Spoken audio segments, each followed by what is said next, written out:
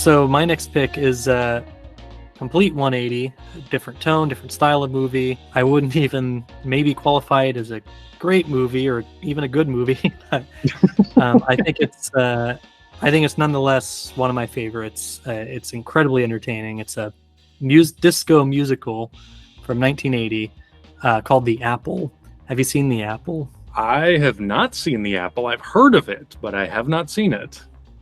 This is great. You got to see this thing. It was produced by Canon Films, directed by the co-founder Monahan Golan. I didn't know that.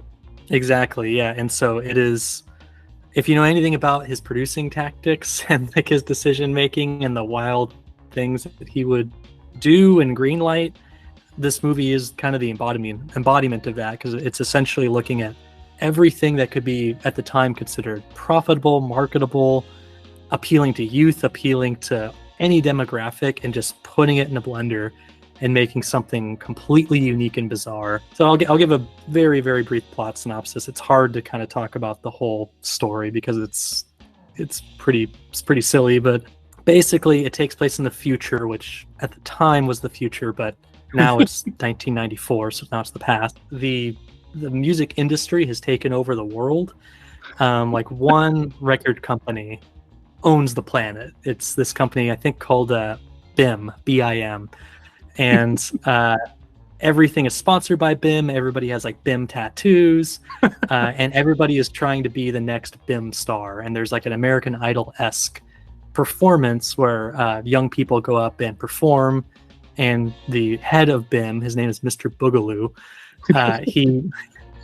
He views all the performers, and when he decides like you've got what it takes, then he signs a contract with them, and then it point becomes a cautionary tale of success. It's totally wild. If you enjoy camp, if you enjoy something like Xanadu, kind of period future, retro future musicals and that aesthetic, I think The Apple is incredible. I absolutely adore the movie. I will also say there's kind of an interesting footnote to it. So one of the main actors of The Apple is this guy named Alan Love. So he retired from acting shortly afterwards, and I suppose he went into the restaurant industry and opened a fish restaurant. And the reason I bring that up is because he is featured in an episode of Gordon Ramsay's Kitchen Nightmares.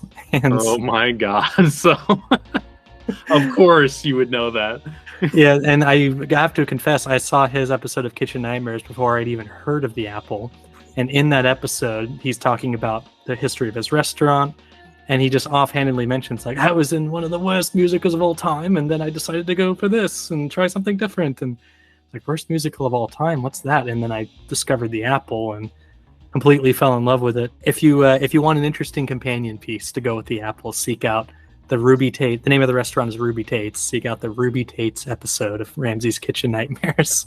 It's the British version, so it's less like hyper reality, American reality. It's pretty enjoyable. It's great. The British Kitchen Nightmares is like one of my favorite shows of all time. So it's not surprising that one of my recommendations would stem from that.